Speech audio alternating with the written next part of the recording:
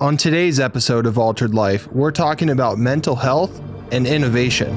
There's still a lot of stigma and uncertainty about mental health and how to address it and how to bring it up, how to help people feel more comfortable expressing the need for help and receiving that compassionate care.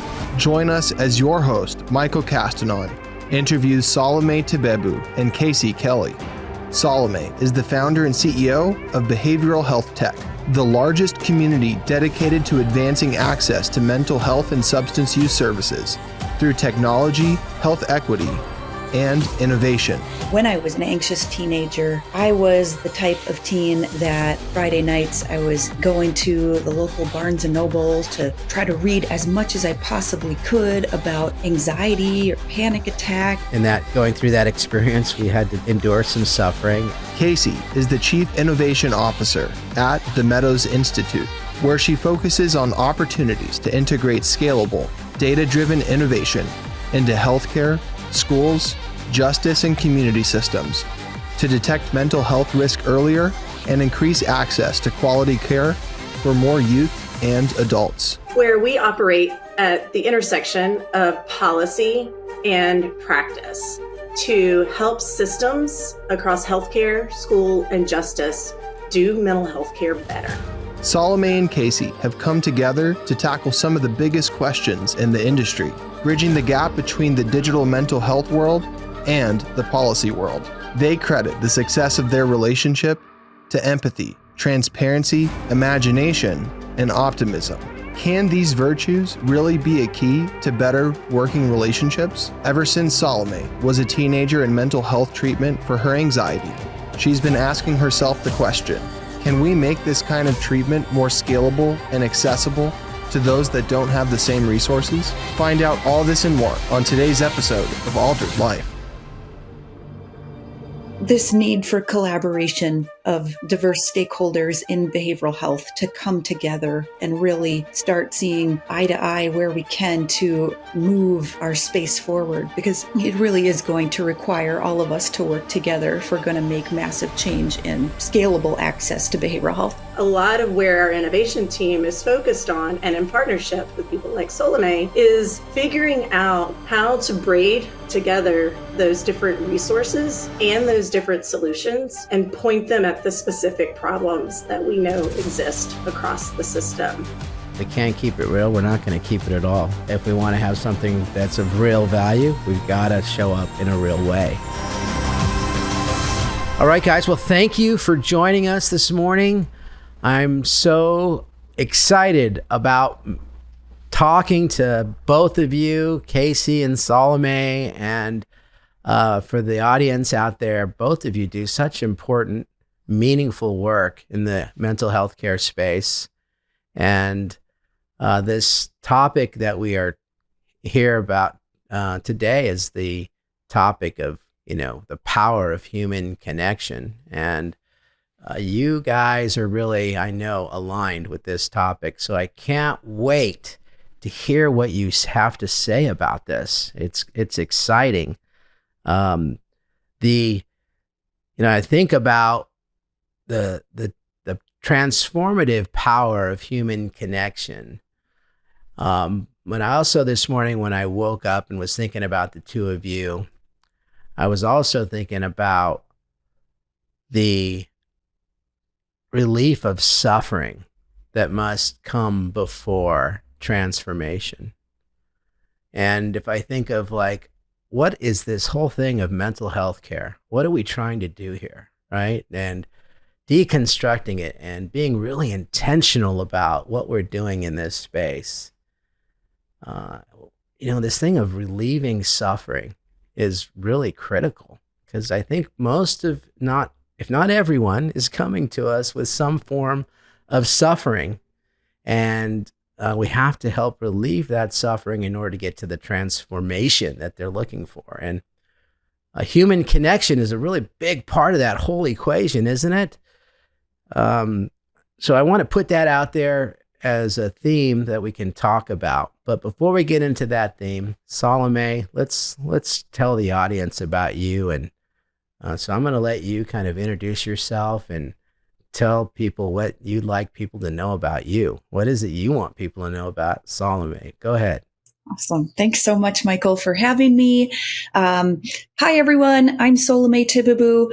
I'm the founder of Behavioral Health Tech, which is the largest community focused on expanding access to mental health and substance use care through technology, health equity, and innovation. I am not a clinician or a technologist, but I come into this space as a person with lived experience, starting way back from when I had severe anxiety and obsessive compulsive disorder as an adolescent. And even then, I knew that I wanted to make an impact in this space, beginning from when I started my little blog, Anxiety in Teens, as a teenager in 2006 when I was 16. And then ever since then have been involved in behavioral health tech companies, funds, startups, and yeah, I'm excited to be here. Excited to have you. Thank you for sharing that.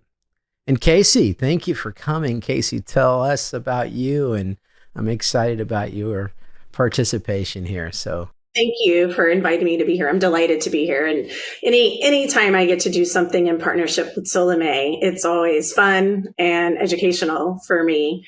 So I'm Kacie Kelly. I'm the Chief Innovation Officer at the Meadows Mental Health Policy Institute, where we operate at the intersection of policy and practice to help systems across healthcare, school, and justice do mental health care better. And I've been working in mental health policy and operations for 22 years.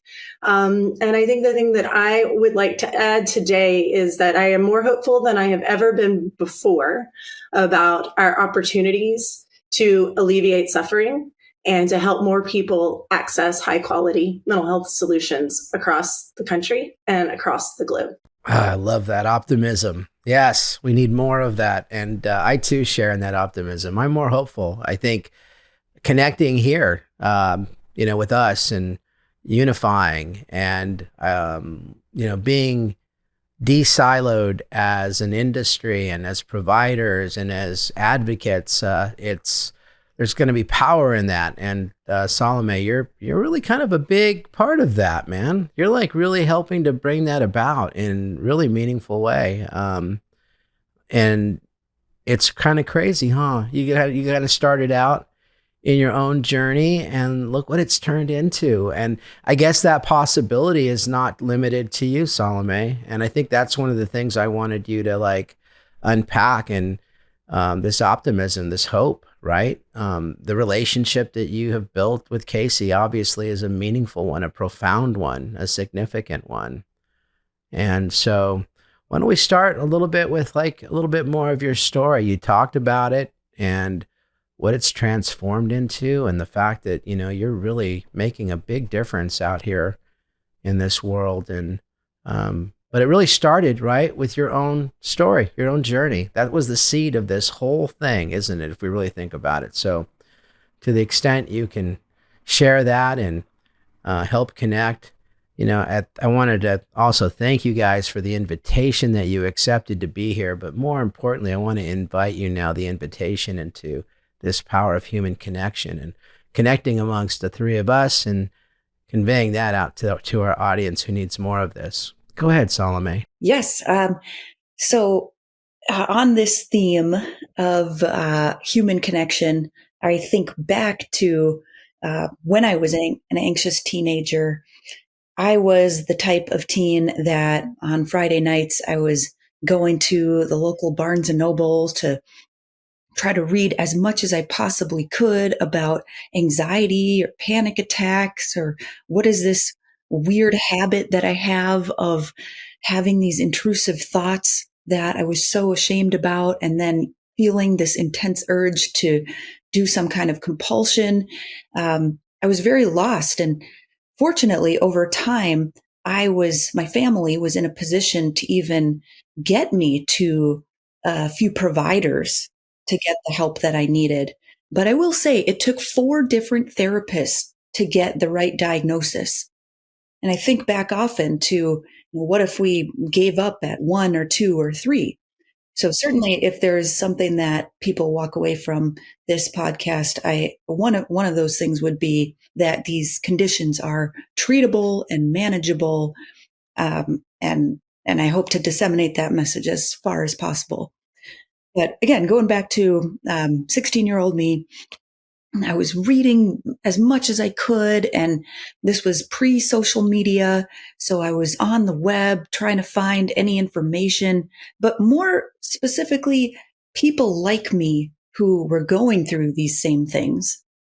And so while the only websites that were available at the time were these super ugly geosite forum type of blogs, I found so much relief from reading other teen stories who were going through this thing called obsessive compulsive disorder and panic attacks. And so that combination of psychoeducation through the books I was reading and the connection to the other individuals who were going through what they were experiencing, plus the help of a professional, I'd say those were the top pieces that really helped me manage my OCD over time. And so ever since then, I have been committed to how can we scale more of that support from peers to professionals as far as wide as we can. And I believe technology is going to be the way we do that, but we can get there next.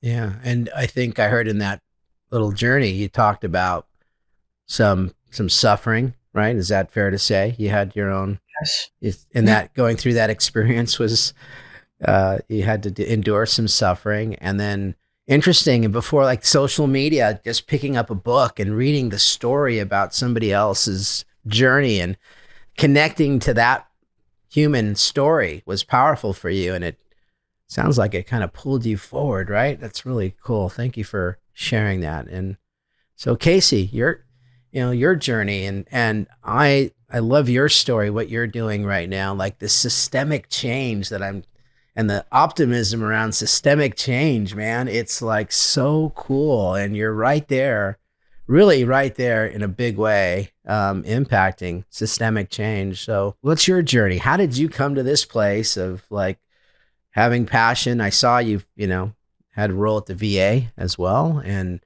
that's another story in of itself. But, how did you get to this space, and, what's your journey?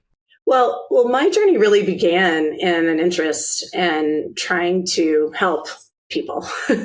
And growing up in a small town in Louisiana, I actually didn't have a lot of familiarity with ways that I could help people with mental health challenges. But I did know that in my family, there were a number of people who were struggling with anxiety. Left to my own devices, I certainly have to keep my anxiety in check. It really sort of motivated me to learn and try to understand, like, what do we know about our brains? Like, what do we know about mental health? Like what do we not know? And I actually went down the path of thinking that I wanted to become a therapist. And was doing some research, and frankly, just got really impatient. And realized that helping people on a one-on-one level is extremely valuable, but where my interest, and I thought at that time my skill set, was really looking at more of the meta level and thinking about where there might be policies with a big P, like legislative policies, but also internal policies and organizations to really help elevate the role of mental health in our healthcare systems, and to try to get people who are on the front lines providing therapeutic solutions with better solutions to help them do their jobs, so that they could help more people and we could exponentially help more people across the country. And that is really what drives me today when I think about innovation, and the parts of innovation that I am most interested in are actually less on the discovery side of innovation and more on increasing access to things that we know work well for many today. That's such profound work, such important work. You talked about the policy, the big P. There's this bigger P that I sense you want to impact, which are people, which is the real big P, right? So I love your mission. Kacie, tell me a little bit before we talk about the intersection of these two lives here, Kacie and Solome, which is going to be really a powerful story that people are going to want to hear. But before we go there, like, Kacie, how do you like inhabit this space as a person? How do you like, you've got this mission, you've got this purpose, right?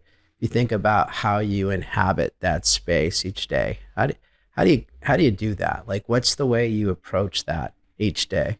Without getting the technical side, right? Just as a human being, like, you've got this big, audacious mission that you're undertaking. How do you, as a human being, inhabit those 24 hours? Like, where do you have to intentionally set yourself to do that? Well, I'm really driven by looking for unification and looking for ways that I believe at my core that we as a society are way more similar than we are different, despite what perhaps our current media, the narrative that is getting told. And I really, whether I'm in personal conversations or professional conversations, I'm looking for where there is overlap and synergy and connection points that I can help to highlight and elucidate, because I think diversity of thought is so critical to driving innovation. But within any disagreement, there's almost always, a level of complementary interest or some way in which the diversity intersects. In mental health, that's often in diversity about how do we actually drive innovation or how do we actually solve problems.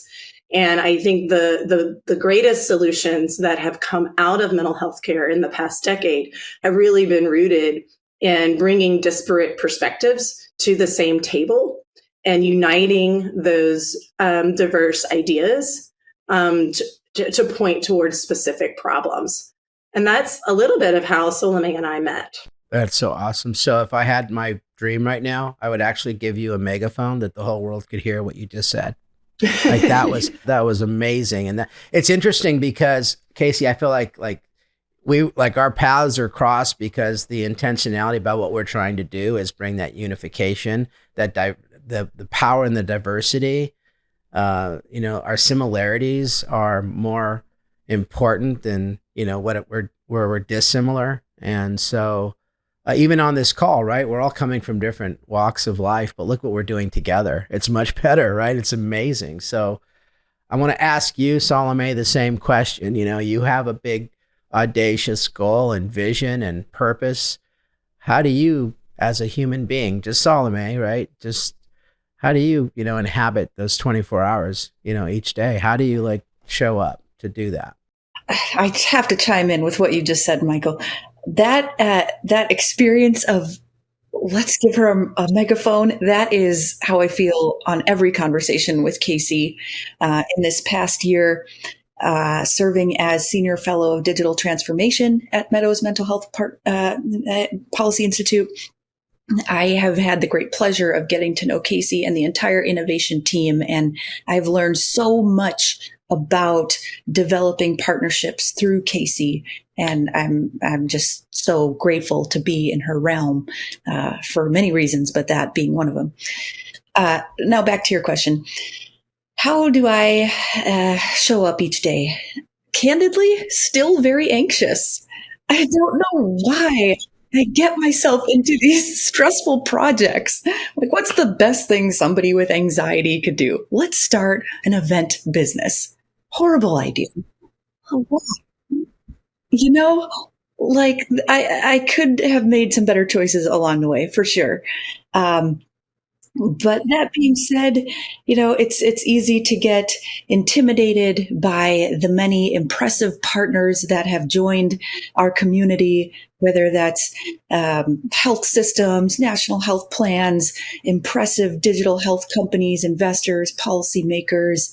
But as I think about when I get in situations of overwhelm or anxiety, I just remind myself that I am not here to say I'm any profound clinician or technologist, but I am a person with lived experience. And that is a valuable contributor to this ecosystem, a really important contributor, in fact.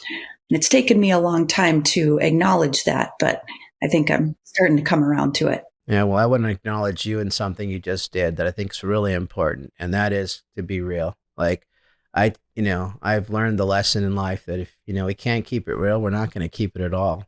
And if we want to have something that's of real value, we've got to show up in a real way.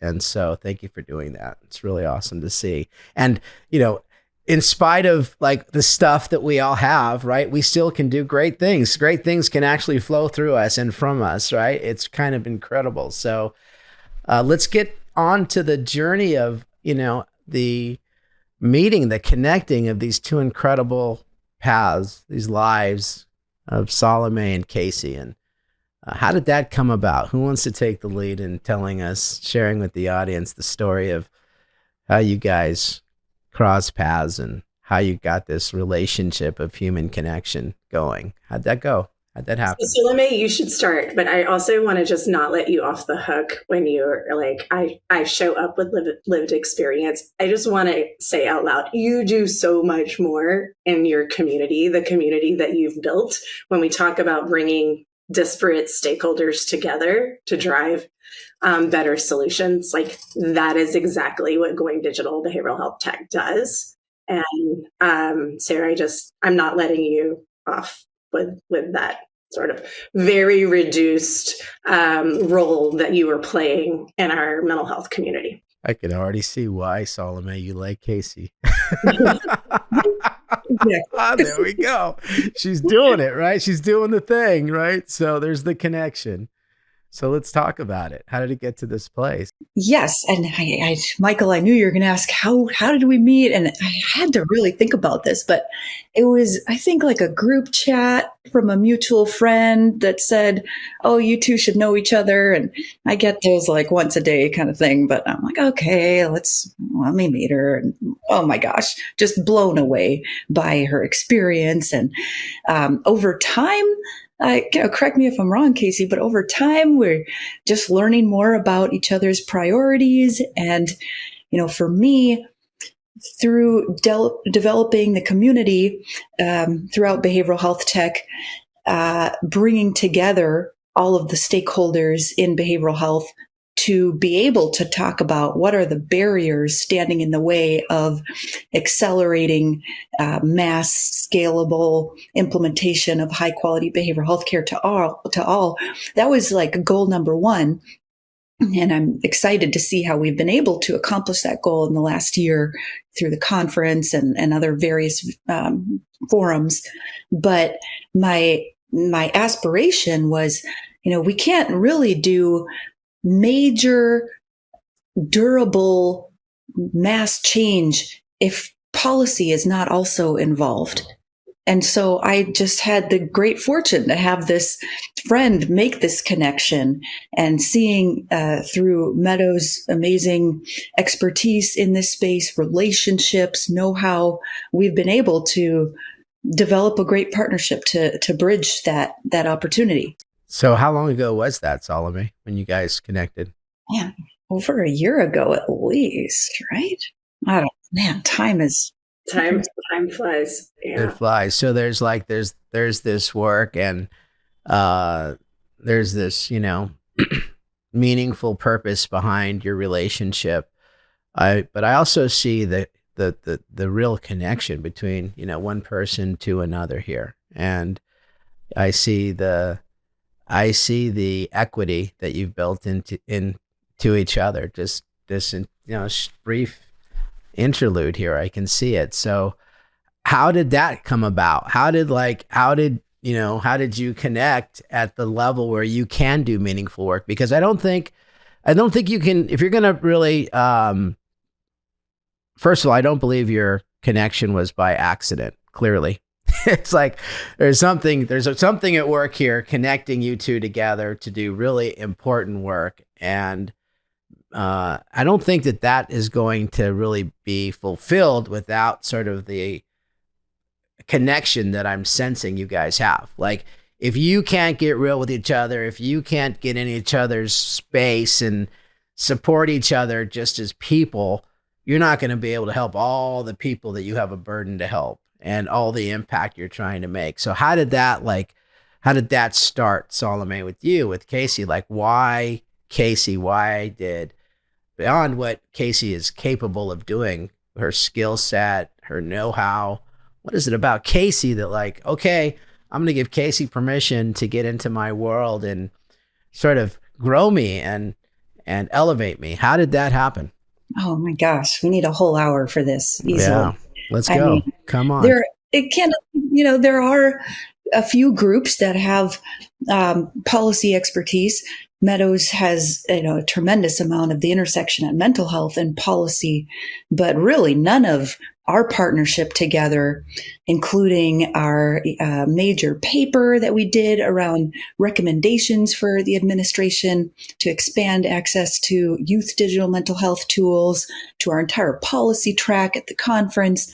None of that would have been possible had it not been Cacie's faith in me and my crazy ideas. And, despite my inexperience in many of these activities, just pitching her crazy ideas, somehow she was convinced that it would be a good idea. And so I'm always very grateful for that. But she just has this curiosity and openness in developing partnerships in the first place that I think really has supported Meadows to generate all these relationships with a lot of groups, frankly.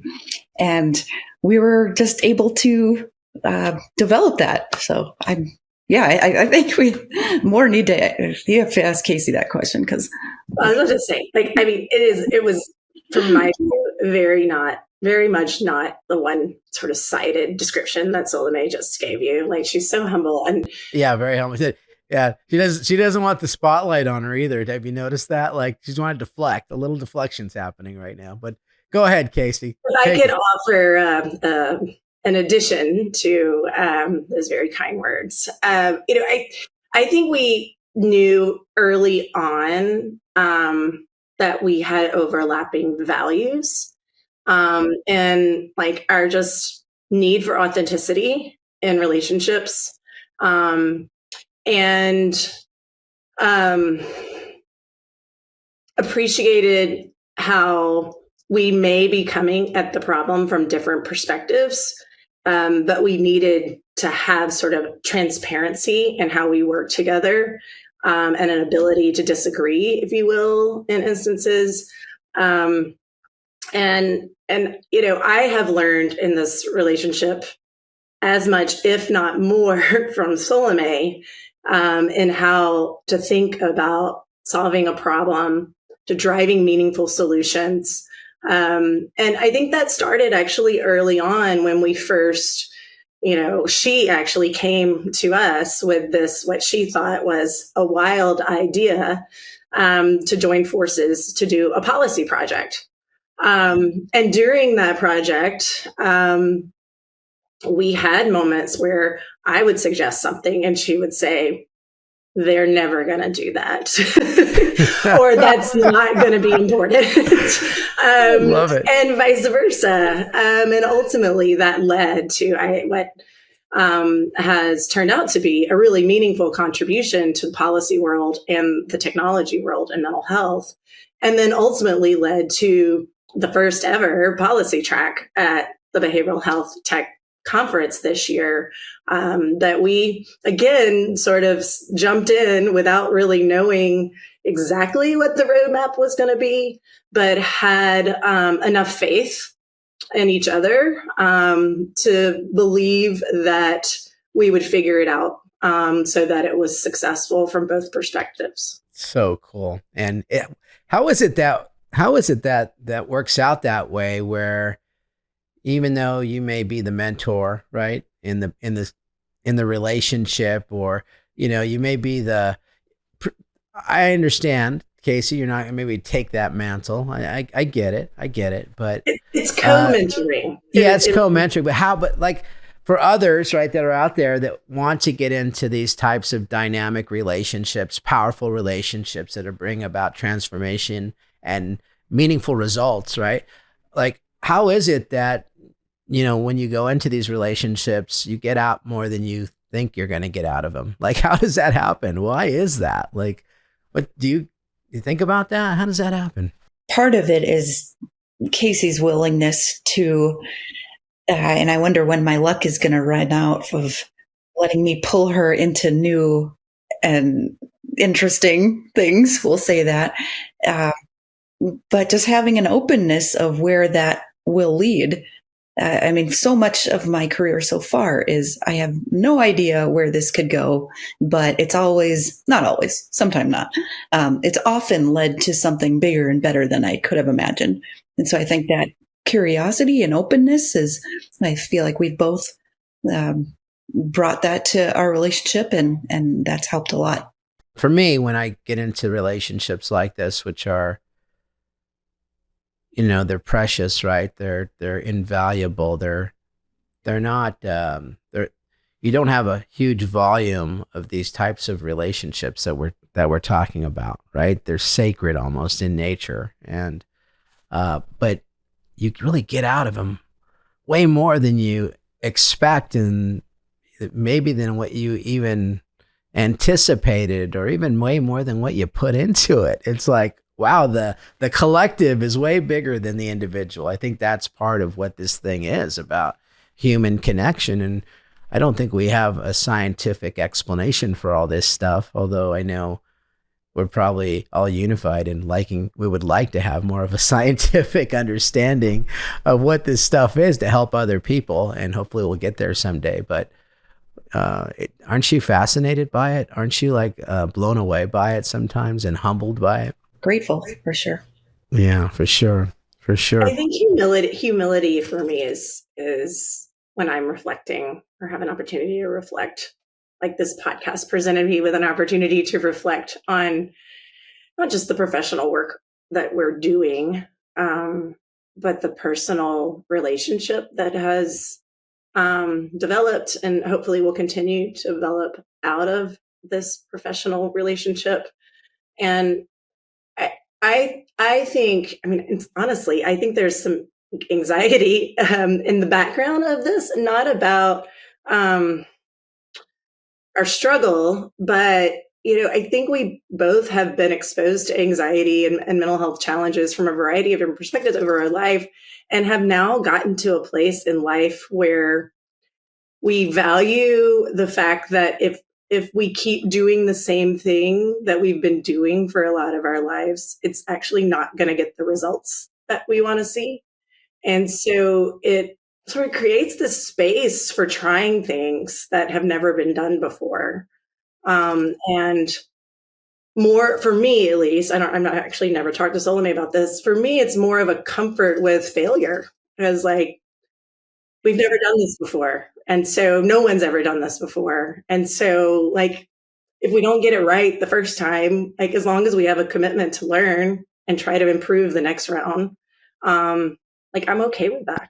Oh, it's awesome, Kacie. Thank you for sharing that. I think failure is part of success. It's a prerequisite, isn't it? If we're really honest, nobody gets there without having to go through failure. And also, I think what I'm seeing here is, for the audience and for myself, is the meaningful and important work that you guys do together. People don't really get insight to the process, because there is a process behind it. And so we're kind of pulling the curtain back. Okay, here's the conference. Here's the work that is being done in policy at the Meadows. It looks all beautiful. It's all professional. It's well done, and it's sophisticated. It's it's done with excellence. But to get there, that process is not quite what the finished product looks like, is it? So, can you tell some stories, Solome, about the process and some of the failures that Kacie's talking about, where you're like, oh man, this was a big failure? Let's talk about that and what you got out of that.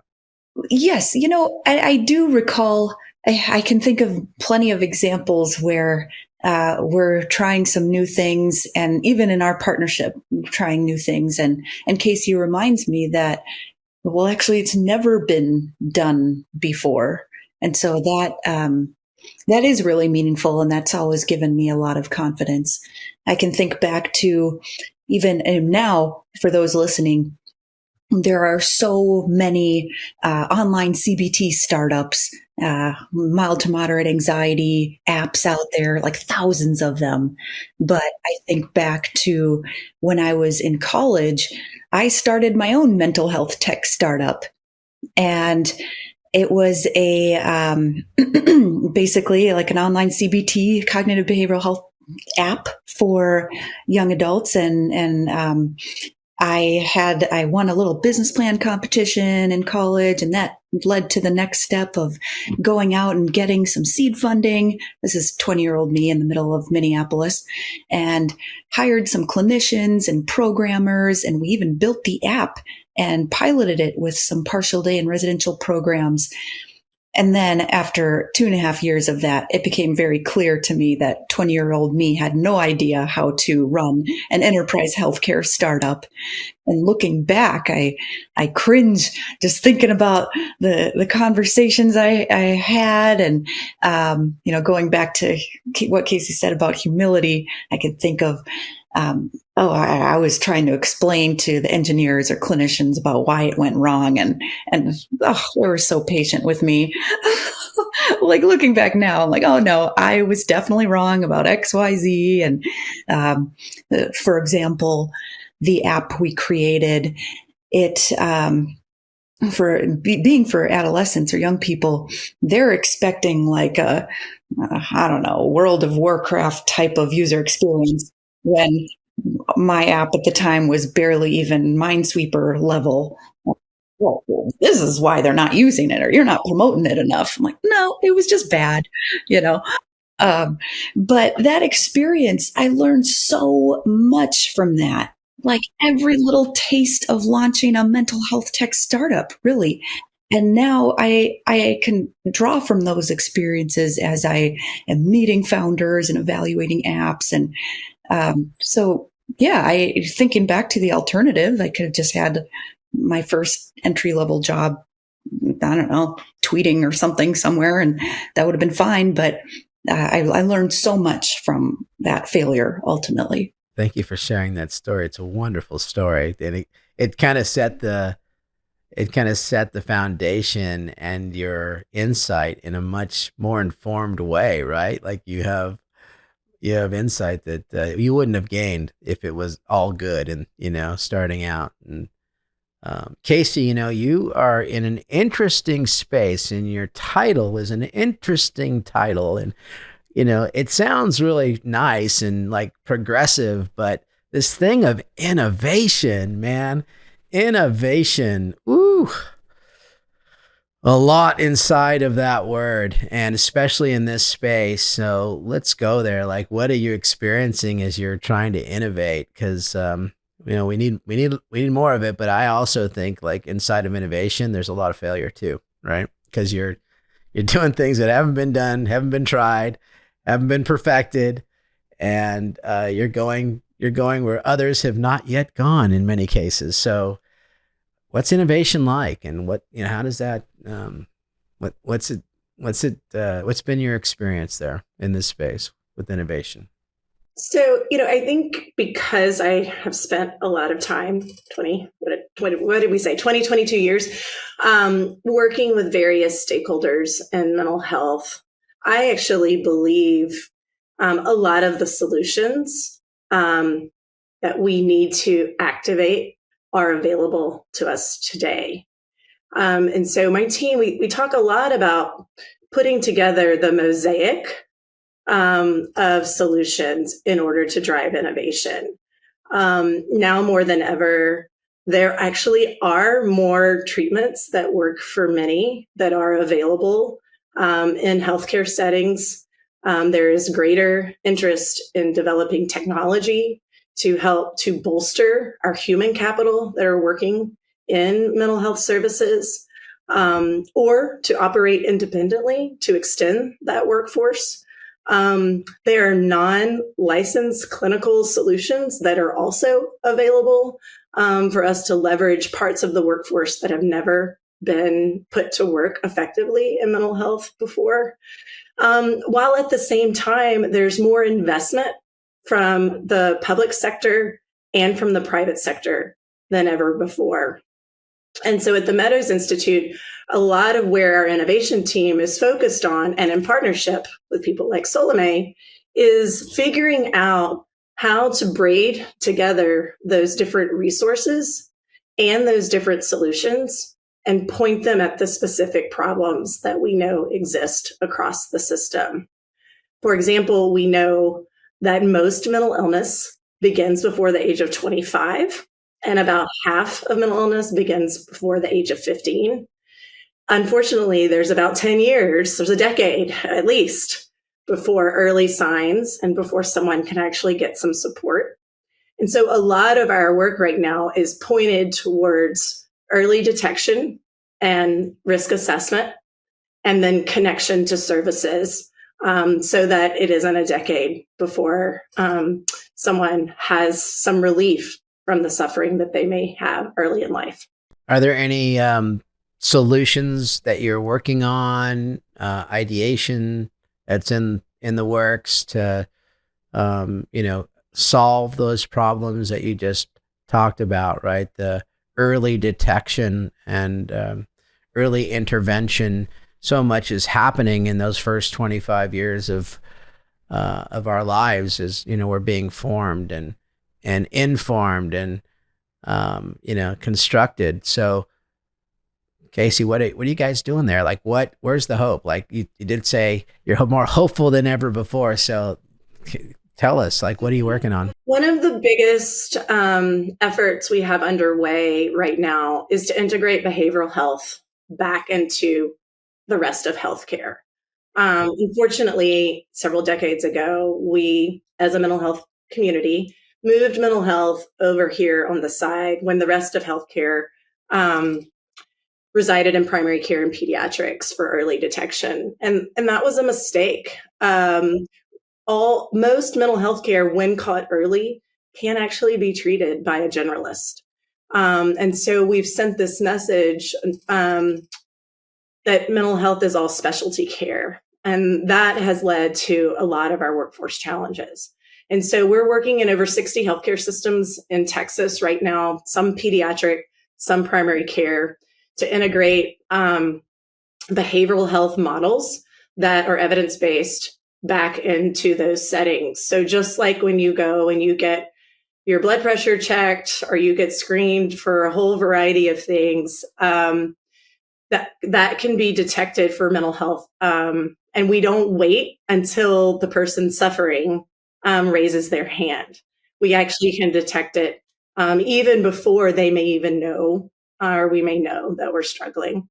So that's one big thing. The other big thing that we're working to do to try to fix this problem on a federal policy level is, from a technology perspective, when EHRs, or electronic health records, were created by the HITECH Act, again, over a decade ago, behavioral health was left out of that legislation. And so right now there's an ability for much of your healthcare to be tracked and automated and measured using technology, but that's not the case for mental health care. It's really difficult for providers to be able to access behavioral health care records, even if they are being measured by a provider. And so we're working on the federal level to change that, so that it makes it easier for physicians in our clinical workforce to leverage technology to help them do these types of assessments more effectively and more efficiently. So that's wonderful. You talked about a couple of things. Solome is Cacie's partner in a lot of these initiatives. The gaps in what's happening in electronic medical records and behavioral health care. How does that? What are your observations and how that's negatively impacting the stakeholders, and who's ultimately being negatively impacted is the help seeker, right? The client or the patient. So what are your thoughts about that? Yes. So as Kacie pointed out, behavioral health providers were left out of millions of dollars of meaningful use funding, for example, as part of the High Tech Act. And so for the people who are left out, I mean, of course, the behavioral health providers, but the patients ultimately lost opportunity for more advanced screening, faster access to care, having providers having funds to adopt technologies to support their clients. And so this has only been highlighted even more these last few years with all of these digital innovations for mental health and substance use providers and patients. It's like, wow, if only they could have accessed funds to be able to cover and reimburse for these kinds of tools. So this kind of advocacy is super important because lots of lost impact that could have happened there as a result. Yeah, thank you for sharing that, Kacie. I'm extremely hopeful on the CMS model with coordination of care. I'm hoping that's what you're unpacking and really diving into deeply, because we have been out here in our beautiful state of California starting to really dig into that too. And so we are fortunate that we have a platform of 75 peers that are trained at various levels and separate backgrounds.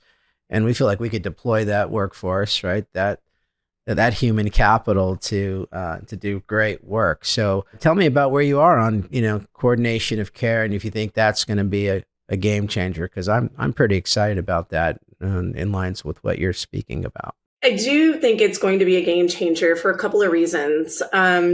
We know for the collaborative care model specifically, there's over 20 years of evidence supporting its effectiveness in early detection and care for depression, anxiety, substance use in adults. And we're taking that research actually and applying it with transition age youth populations, so 15 and older.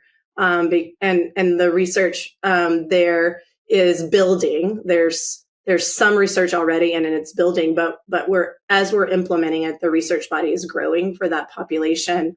In addition to that, and the other thing about the collaborative care model that I think is particularly relevant, given how costly healthcare has become, is that all private, all commercial insurances now cover the collaborative care model. Medicare covers the collaborative care model, and Medicaid covers it in 27 states.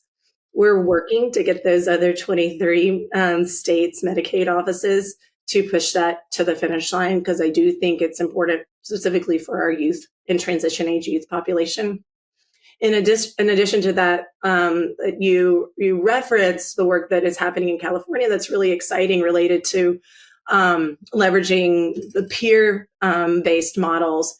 There actually are a number of peer-based models that have been researched and deployed internationally that we are now bringing to the United States and importing, if you will, into Texas to translate them. In one instance, we're working with Vikram Patel at Harvard to translate his model into English and Spanish. We actually just met yesterday with a group from Colombia who's been working in inner city in New York, in the Bronx, with a protocol that was actually originally established in Zimbabwe.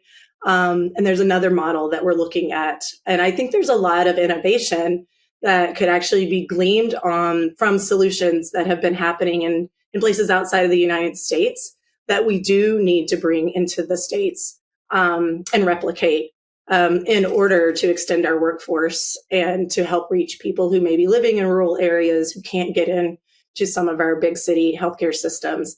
And I'm really excited about that workforce innovation in the future.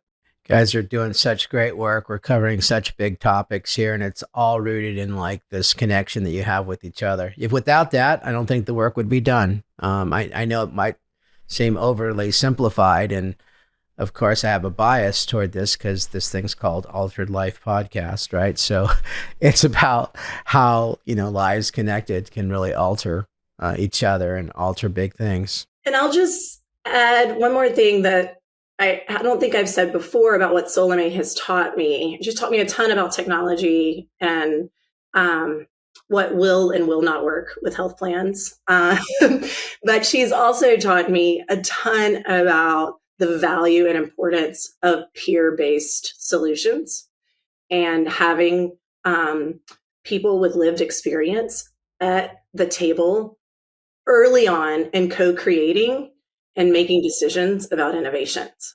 Yeah, I want to shout out to the state of California and our partners at FEMA. We've been blessed and fortunate to use a peer-based workforce and have provided over 130,000 encounters of care for free in the state of California. And we've seen this radical impact. And it's not just a model where we're doing these encounters that are episodic. We're doing longitudinal care, which is a really important and effective way of really keeping swaths of population on a path of well-being. And so, we're familiar with the work, and we're encouraged to see that you're doing that work, and there's just so much possibility. So, in closing here, as we're getting close to the end, couple things, just one real quick shout out that you would want Solome to the world to know. Like, what's the most important thing you're trying to accomplish out there right now? What's the one thing that you want to really see happen? Thank you. Yes. And really, Michael, your team is such a perfect example of being a workforce extender and leveraging peers to do exactly what Casey's talking about. And for me, it's this need for collaboration of diverse stakeholders in behavioral health to come together and really start seeing eye to eye where we can to move our space forward, because it really is going to require all of us to work together if we're going to make massive change in scalable access to behavioral health. Thank you for that. Cacie, what's the one thing, really important thing you want to get out there, see accomplished? I think one of the things that I want folks to embrace as we move into this next phase of mental health innovation, I do think now more than ever, we have a window to make transformative change. And I am equal parts excited about it and equal parts anxious about it, that we're going to squander this moment in time. And I wish more folks would be thinking about the risk of inaction when it comes to collaboration and partnership, and less about the risk of action, and finding what are the ways that we could actually put this mosaic of innovative solutions together. Thank you for sharing that. I'm right there with you on that. So thank you for that word. So I'm going to ask you to play a game with me. We're all kind of touching AI, right? You guys know what AI is? This is kind of an interesting thing that came up, and I'm going to use AI create a word cloud for me, a word cloud using AI. Yeah.